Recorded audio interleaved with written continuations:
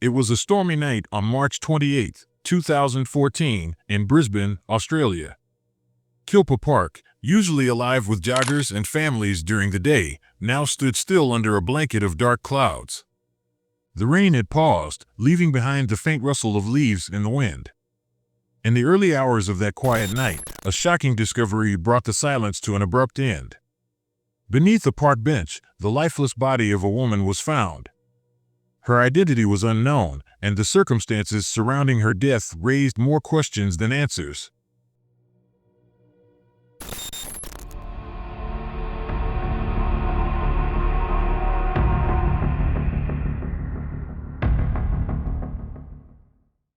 What had led her to this desolate spot on such a night?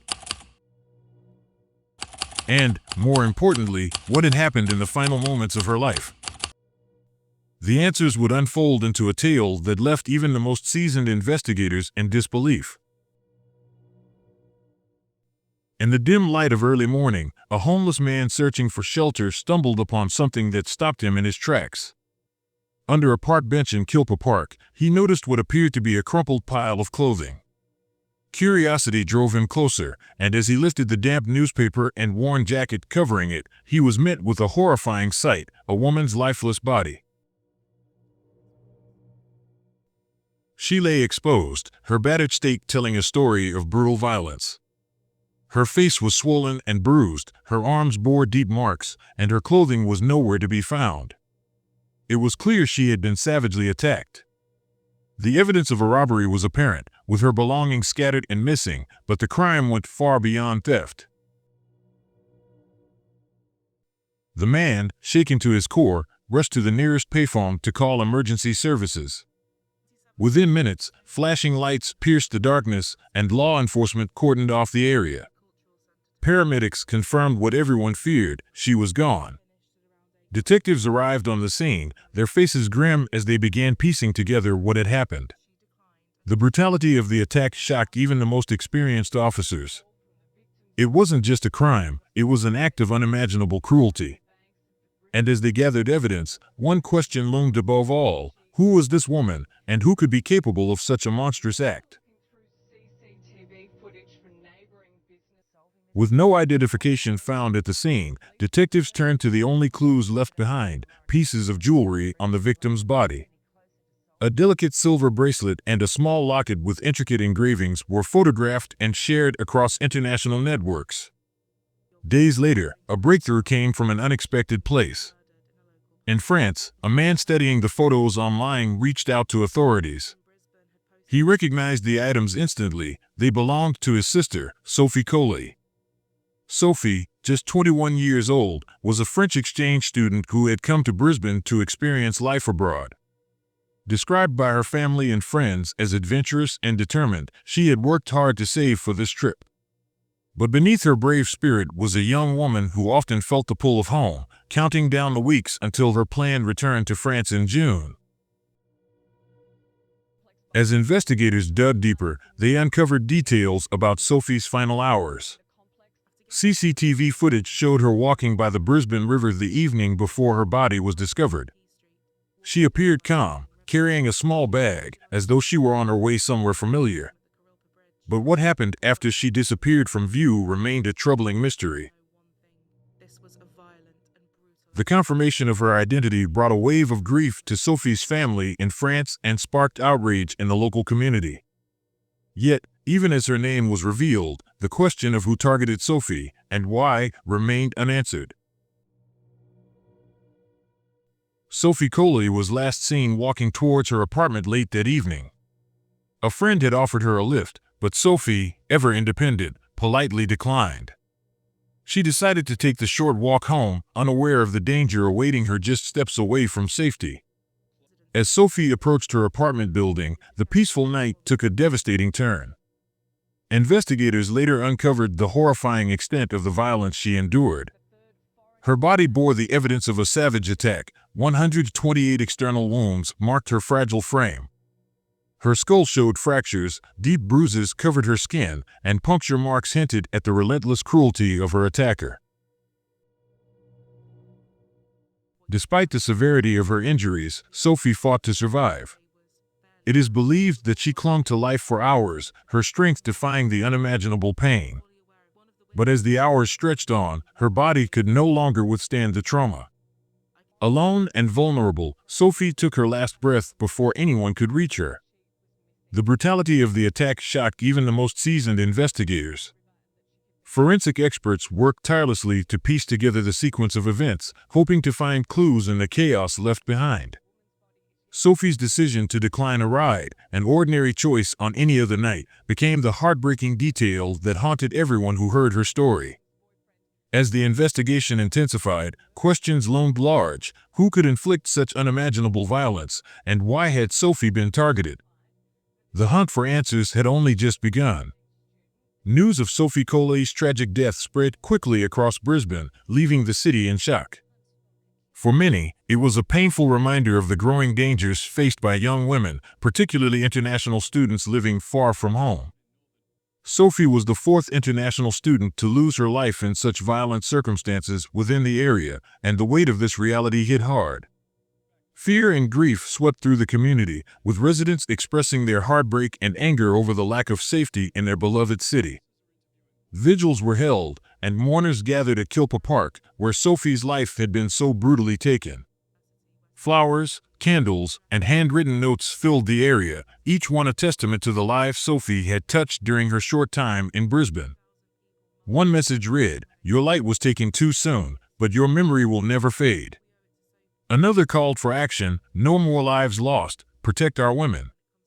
The hashtag #SafeStreetsForSophie began trending online, with people demanding immediate reforms to ensure the safety of residents and visitors alike. The tragedy united people across cultures and backgrounds, sparking a larger conversation about the vulnerabilities of those new to the country. Sophie's family in France, devastated by their loss, expressed gratitude for the support but emphasized their hope that her death would lead to meaningful change.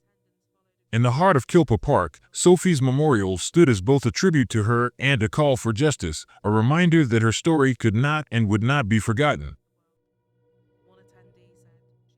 As the investigation into Sophie Collombet's tragic death intensified, police worked tirelessly to uncover the truth. CCTV footage from nearby streets became a critical piece of evidence. After hours of meticulous review, officers identified a man who appeared to follow Sophie near the Brisbane River on the night of her death.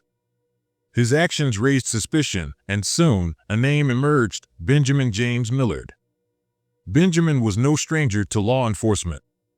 His past painted a troubling picture, marked by violence, repeated drug offenses, and a series of parole violations. Authorities described him as dangerous and unpredictable, warning the public to exercise caution. Determined to apprehend the suspect, police issued an appeal for assistance. They released details about Benjamin's physical appearance, emphasizing his distinguishing tattoo, which many believed could help locate him. Flyers were distributed across Brisbane, and media outlets carried the story, urging anyone with information to come forward. As tips began to pour in, investigators pieced together more about Benjamin's movements on that fateful night. Witnesses recalled seeing a man matching his description near Kurilpa Park, adding another layer of evidence to the case. The police knew they were racing against time, not just to find Benjamin, but to ensure no one else would fall victim to his violence. The investigation pressed forward with relentless determination. For Sophie's family and the community, justice remained the driving force behind every lead and clue, no matter how small. As investigators delved deeper into the case, they began piecing together the chilling sequence of events leading to Sophie's tragic death. Benjamin James Millard's history of violence suggested a troubling pattern. His attack on Sophie appeared to be opportunistic, an impulsive act fueled by his dark past and disregard for others. On the night of March 28th, Sophie had been walking home alone, tired but unaware of the dangers that followed her. Benjamin had been lurking nearby, watching and waiting for the perfect moment to strike. Investigators theorized that he saw Sophie as an easy target, exploiting her isolation and the quiet streets around Kurilpa Park. Reconstructing the night's events, Police determined that Benjamin had followed Sophie, closing the distance as she neared her apartment. What started as an ordinary walk turned into a horrific encounter as he launched his brutal attack. Sophie's attempts to resist were evident in the injuries she sustained, marks of a fierce struggle to survive. The calculated nature of Benjamin's actions became apparent as police uncovered more details. His movements suggested he was familiar with the area, carefully choosing a location where he could carry out his crime without being immediately discovered. For investigators, this was not just about solving a crime, but understanding what drove a person like Benjamin to commit such a monstrous act. Each clue brought them closer to revealing the full story, ensuring that Sophie's voice would not be silenced. The day Benjamin James Millard was apprehended brought a sigh of relief to many. After weeks of tension, the police finally caught the man responsible for Sophie Collombet's death. As the details of his arrest unfolded, the horror of what he had done became all too clear. In the courtrooms, Benjamin's past crimes were laid bare, revealing a pattern of violence and disregard for human life. His actions that night, fueled by his history of criminal behavior, painted a clear picture of his guilt. During the trial, the prosecution presented undeniable evidence, including DNA and witness statements, confirming Benjamin's involvement in Sophie's brutal murder. With each revelation, the case against him grew stronger. The jury had no doubt in their minds: Benjamin was guilty. When the verdict was announced, Benjamin was sentenced to life in prison, with no chance of parole. The harsh punishment brought a sense of justice to Sophie's grieving family and friends, though the scars of her tragic death would never fade. While no sentence could ever replace the life lost, it was a small comfort that the man responsible would pay for his actions, ensuring that Sophie's memory would not be forgotten. Sophie Collombet's tragic death has left an indelible mark on the city of Brisbane. Her story serves as a painful reminder of the vulnerability many women face in their everyday lives. Sophie was not just a victim, she was a bright, adventurous young woman whose life was cut short too soon. Her legacy lives on in the heartfelt tributes left at memorials and in the call for safer streets for everyone, especially international students who may feel far from home. This case also brings attention to a larger issue that cannot be ignored: violence against women. Sophie's story is one of many, and it highlights the urgent need for a societal shift. We must continue to fight for justice, accountability, and, most importantly, for the safety of those who are most vulnerable. Let Sophie's story be a catalyst for change. By sharing her story and raising awareness, we can honor her memory and demand a world where no one else has to suffer as she did. What are your thoughts on Sophie's heartbreaking story? Let us know in the comments below. Share this video to honor her memory, raise awareness about the importance of safety, and spark a much-needed conversation about justice and violence prevention. Together, we can make a difference.